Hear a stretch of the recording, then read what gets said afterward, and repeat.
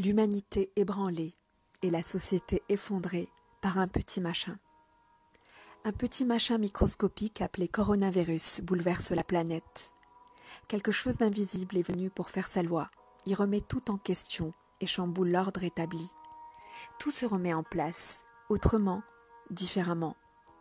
Ce que les grandes puissances occidentales n'ont pu obtenir en Syrie, en Libye, au Yémen, ce petit machin l'a obtenu, cessez le feu. Ce que l'armée algérienne n'a pu obtenir, ce petit machin l'a obtenu, le Irak a pris fin. Ce que les opposants politiques n'ont pu obtenir, ce petit machin l'a obtenu, report des échéances électorales. Ce que les entreprises n'ont pu obtenir, ce petit machin l'a obtenu, remise d'impôts, exonération, crédit à taux zéro, fonds d'investissement, baisse des cours des matières premières stratégiques. Ce que les gilets jaunes et les syndicats n'ont pu obtenir, ce petit machin l'a obtenu. Baisse de prix à la pompe, protection sociale renforcée. Soudain, on observe dans le monde occidental, le carburant a baissé, la pollution a baissé, les gens ont commencé à avoir du temps, tellement de temps, qu'ils ne savent même plus quoi en faire. Les parents apprennent à connaître leurs enfants. Les enfants apprennent à rester en famille. Le travail n'est plus une priorité. Les voyages et les loisirs ne sont plus la norme d'une vie réussie.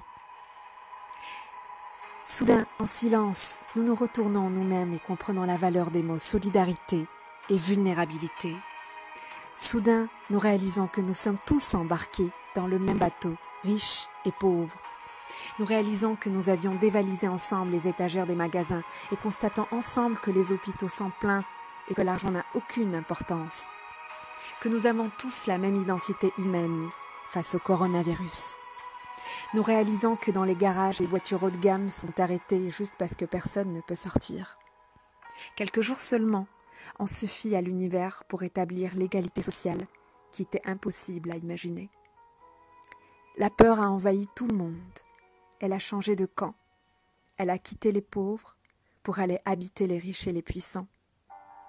Elle leur a rappelé leur humanité et leur a révélé leur humanisme. Puis cela servir à réaliser la vulnérabilité des êtres humains qui cherchent à aller habiter sur la planète Mars et qui se croient forts pour cloner des êtres humains pour espérer vivre éternellement. Puis cela servir à réaliser la limite de l'intelligence humaine face à la force du ciel. Il a suffi de quelques jours pour que la certitude devienne incertitude, que la force devienne faiblesse, que le pouvoir devienne solidarité et concertation. Il a suffi de quelques jours pour que l'Afrique devienne un continent sûr, que le songe devienne mensonge. Il a suffi de quelques jours pour que l'humanité prenne conscience qu'elle n'est que souffle et poussière. Qui sommes-nous? Que valons-nous? Que pouvons-nous face à ce coronavirus?